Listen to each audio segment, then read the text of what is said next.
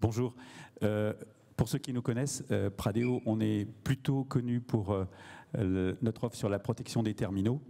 Et sur les terminaux mobiles, il y a un sujet qui est un sujet central en termes de sécurité, c'est les applications.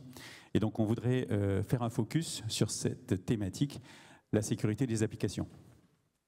Les applications, c'est un des risques clés liés à l'usage des terminaux mobiles. Et selon que vous soyez producteur ou consommateur, le défi n'est pas le même. Alors on est tous consommateurs, hein. Depuis ce matin, je suis certain que vous avez déjà passé au moins une demi-heure devant votre mobile, ne serait-ce que pour consulter vos messages ou pour utiliser vos applications, notamment celles du salon. Très bien faites. Mais ces applications, en fait, elles ont un lien très fort avec vos données, avec votre vie privée. Elles vous connaissent. Donc ce risque-là, c'est le risque central autour des applications. Savez-vous quel pourcentage d'applications exfiltrent des données de votre terminal? Je vous donne la réponse, plus de 62%.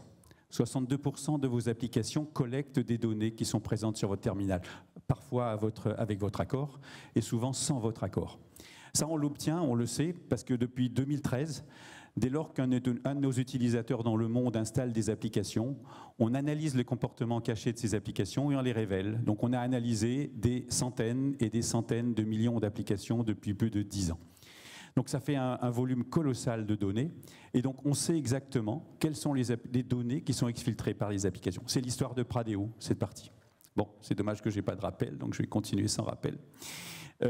Au-delà de cet usage lié à l'exfiltration des données, sachez qu'à peu près 70% des applications comportent des vulnérabilités faibles, moyennes, sévères. Simplement, quand on les analyse, on les détecte également. Donc si nous on les détecte, ça veut dire qu'un pirate est capable de les connaître et donc de les exploiter.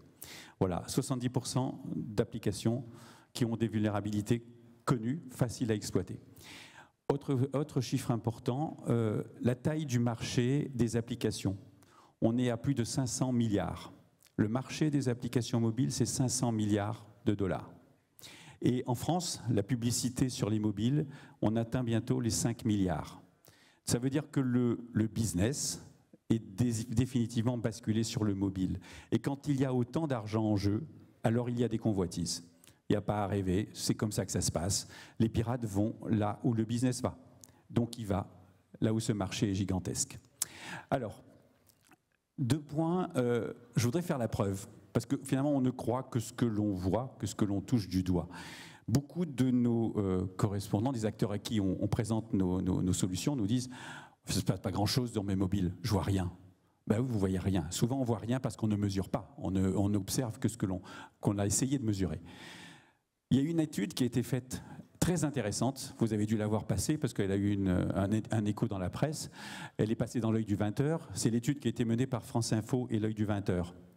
Et notamment sur le traçage qui peut être effectué à votre insu, en toute légalité, simplement parce que votre terminal vous identifie au travers d'un identifiant publicitaire. Et si vous avez accepté d'être un peu suivi par des applications, cet identifiant publicitaire va circuler entre tous les acteurs. Et de manière très simple, on va pouvoir reconstituer votre vie, savoir où vous allez au bureau, où vous habitez, où vous faites vos courses, où vos enfants vont à l'école. C'est vraiment une mine d'or d'informations. Et vous n'en savez rien, vous. Or, il y a dans vos entreprises des personnes particulièrement sensibles qu'il serait malvenu de pouvoir si facilement localiser. Voilà, regardez cette étude en détail, elle est vraiment, vraiment remarquable. Ils ont mis les moyens pour aller au bout et la démonstration est éloquente. De votre mobile, on extrait des informations légalement et elles permettent de vous connaître. Au départ, l'identifiant ne permet pas de vous connaître, mais quand on connaît où vous allez au bureau, où vous habitez le soir après 20 h, c'est facile de vous localiser. Vous êtes toujours sur votre mobile. On finit par vous connaître. Voilà, et vous connaître parfaitement. Ça, c'est la menace principale. Voilà. Donc, les applications qui mettent en œuvre ces comportements, elles sont partout, partout et à votre insu, et vous ne le contrôlez pas. Alors quand on vous dit qu'en moyenne il y a 89 applications intrusives sur un smartphone, sur un smartphone vous avez des centaines d'applications. Des applications natives et des applications que vous avez téléchargées en tant qu'utilisateur, voilà, pour vos besoins fonctionnels. Ces applications collectent ces données.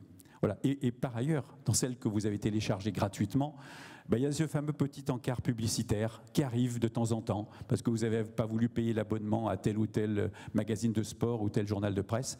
Et ce petit encart publicitaire, c'est une insertion. Voilà, qui est faite. C'est une porte ouverte. Et cette insertion, c'est aussi un chemin de fuite. C'est aussi une porte ouverte pour les pirates. Donc voilà, on y reviendra. Mais ça, c'est un sujet le central. Donc les applications mobiles, contrôlez-les, s'il vous plaît. C'est par là que l'information va fuir. Et fuir de manière tout ce qu'il y a de plus légal ou malveillante. Alors, si on peut avancer d'un slide. On vous a donné quelques exemples d'applications résolument malveillantes.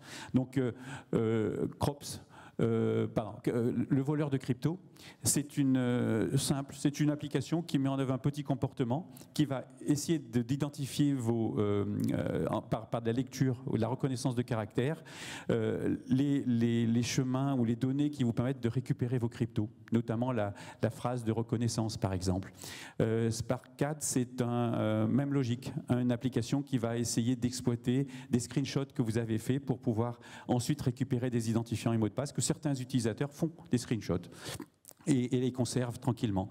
Vapor, c'est un malware qui s'installe via des applications publicitaires. Donc c'est des fausses publicités qui vont être poussées sur votre terminal et qui ensuite vont essayer d'inviter l'utilisateur à se connecter, à donner des credentials qui vont ensuite permettre aux pirates de l'exploiter.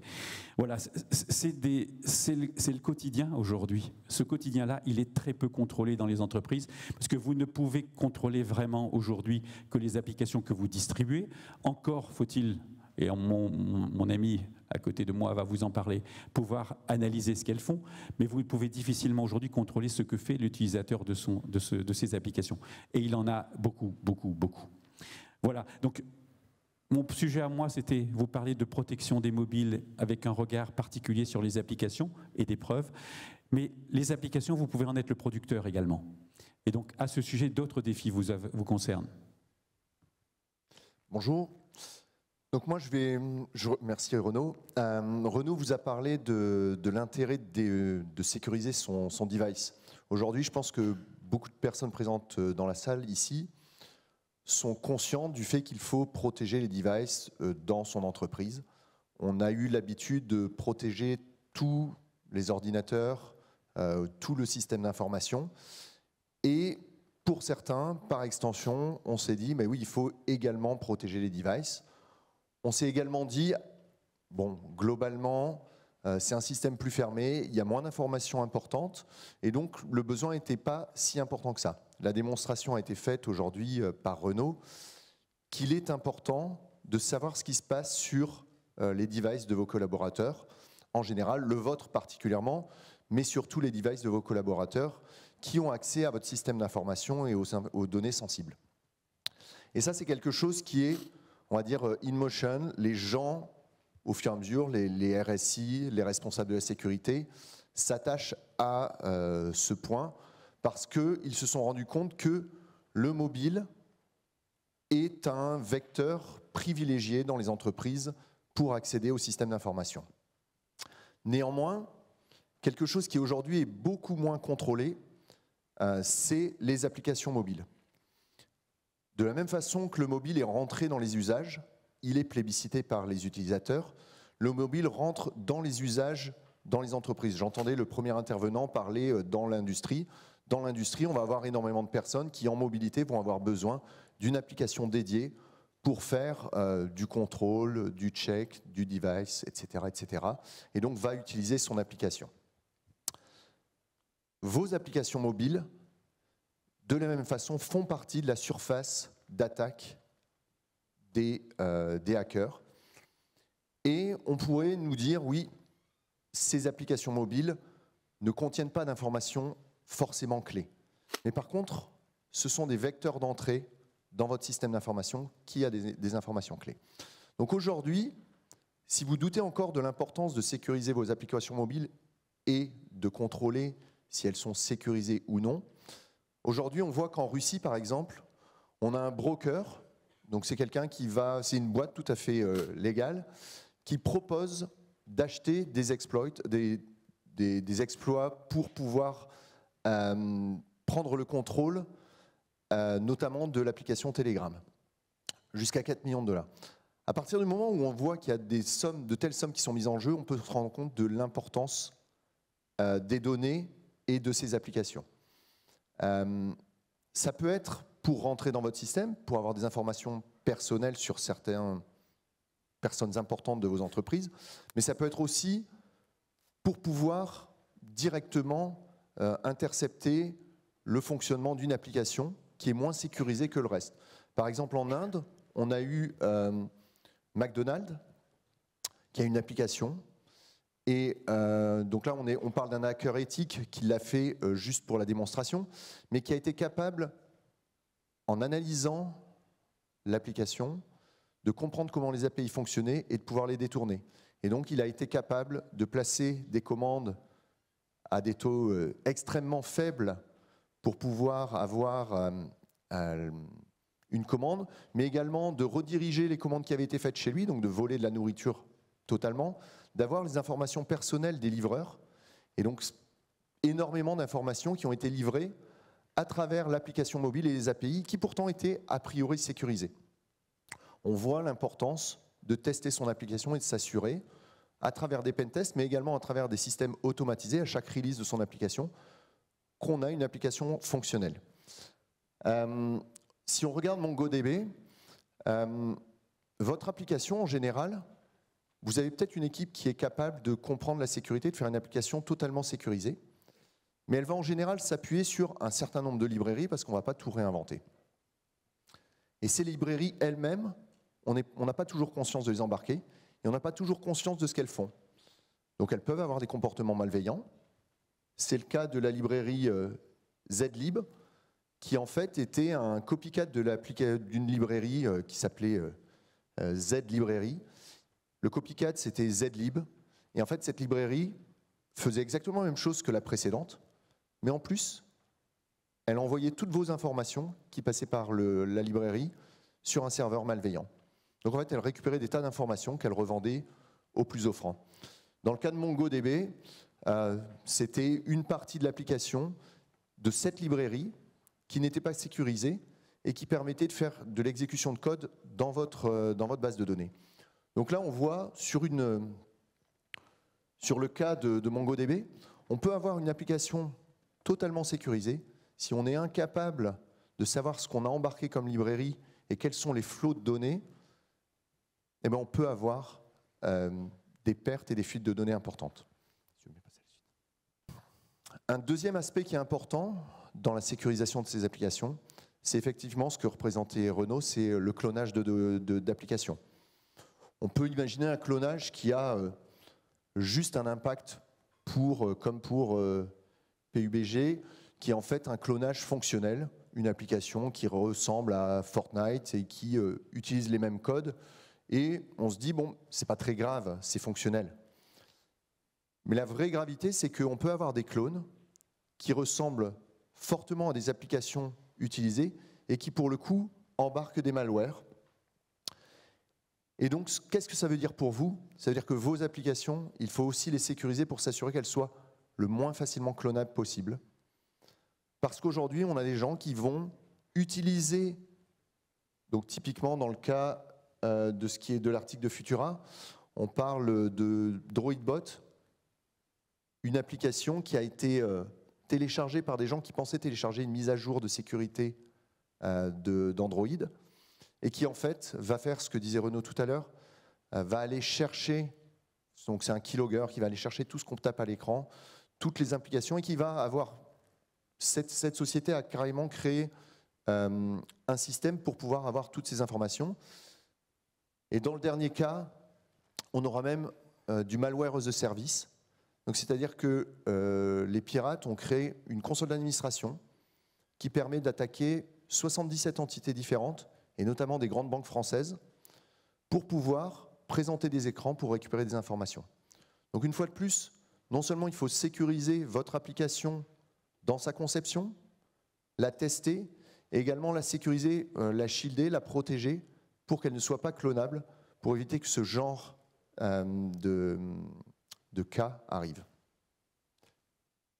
Juste un petit commentaire sur le clonage. Pour sensibiliser nos clients, on a développé ce qu'on appelle une machine à cloner. En 12 minutes, chronomètre en main, on prend une application du Play Store, on vous fabrique un clone isofonctionnel dans lequel on ajoute 2 comportements à risque. On intercepte tout ce que vous tapez au clavier, on intercepte tout ce que vous voyez à l'écran. Et on vous fait la démonstration du fonctionnement dans le cloud avec une interception en temps réel de tout ce que vous faites. Pour l'utilisateur, rien n'a changé. Il a la même fonctionnelle. On a cloné des applications bancaires, vous faites des virements avec le clone de l'application. Voilà. Dès lors que votre code ou le code de votre application est publié dans un store, il est récupérable par n'importe quel pirate et donc il est clonable. Il faut juste lui rendre la vie plus compliquée. Si c'est 12 minutes, comme ce que fait notre machine à cloner, vous avez un problème. Si c'est 2 mois pour y parvenir, vous avez beaucoup moins de problèmes, il ira cloner ailleurs. Voilà. Donc il y a des vrais enjeux autour de ça et aujourd'hui, malheureusement, 99 fois sur 100, notre machine à cloner, elle fabrique un clone fonctionnel. Il n'y a pas de protection. Il n'y a pas de protection. Ce n'est pas possible. Si on le fait sur le marché nord-américain, on a beaucoup plus de protection active et généralement, notre machine à cloner ne donne pas un résultat efficace. Donc, la culture est plus avancée sur la protection contre les clones sur le marché nord-américain que chez nous en Europe. Alors, juste pour finir, parce que vous doutez que si on vous présente des problèmes et que des problèmes, c'est qu'on a aussi quelques solutions. Pradeo, on marchait beaucoup sur une seule jambe aujourd'hui, c'était la sécurité des terminaux, notamment avec les contrôles des applications. On s'est dit qu'on allait marcher sur 2 jambes parce que le cœur de notre moteur, c'est cette capacité à révéler les comportements cachés des applications. Et donc Pradeo a lancé Yagan. Donc c'est notre business unit qui va vous apporter des offres de sécurité pour vos applications, celles que vous développez, que vous allez distribuer via les stores publics ou privés. Et derrière, on va vous donner des preuves. C'est-à-dire que dans ce nouveau moteur qu'on met en marché, qui va être au cœur de Yagan, il y a la capacité à vous donner la preuve des comportements cachés qu'on a détectés dans le code de vos applications, voire dans les librairies embarquées dans vos applications, librairies que vous ne contrôlez pas. Cette preuve, c'est une vraie avancée de R&D parce qu'on vous donne les lignes de code qui comportent le comportement à risque. Voilà, c'est une avancée majeure et ça va nous permettre de livrer ce qui ressemble à quelque chose comme un cyberscore. Bon, j'emprunte un terme qui commence à être connu, que le gouvernement a promu, mais de pouvoir vous dire sur différents critères, manipulation de données, activité suspecte des applications, connexion réseau établie par les applications, vulnérabilité dans le code, manifeste de l'application et tout ce qu'il demande se manifeste, les bibliothèques qui sont embarquées, voire les trackers, on va pouvoir tout qualifier en automatique. En automatique, c'est-à-dire qu'à chaque release de votre application, en automatique, on pourra vous donner la conformité des applications que vous livrez. C'est une vraie avancée et on vous donne cette preuve. Ce que l'on a détecté, on vous dit où ça se trouve dans le code de votre application. Voilà, c'est une avancée majeure. Beaucoup de nos clients qui utilisaient notre technologie étaient demandeurs. C'est fait. On a mis 3 ans pour y parvenir et on vous donne la localisation du comportement à risque dans l'application. Voilà, venez nous voir, on est en capacité de vous faire la démonstration, donc venez sur notre stand, c'est le stand A19, pardon, et on pourra vous montrer ce qu'on est capable de voir.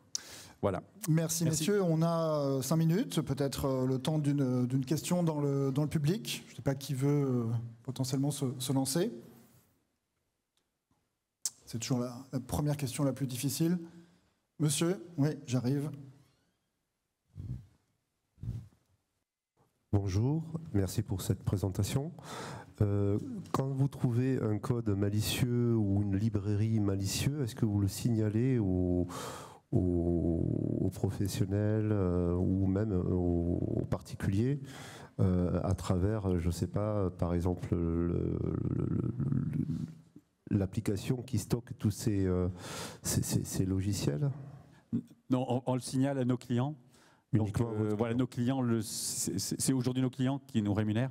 On n'a pas encore fait d'autres. On fera sans doute un chemin différent pour le rendre plus public, notamment via des fils de type CTI, des fils d'information pour les SOC notamment. Aujourd'hui, c'est à nos clients qu'on communique l'information, soit parce qu'ils utilisent notre solution de protection des terminaux, soit parce qu'ils ont audité leurs applications avec notre moteur, auquel cas ils ont tout de suite l'accès à l'information juste après l'audit.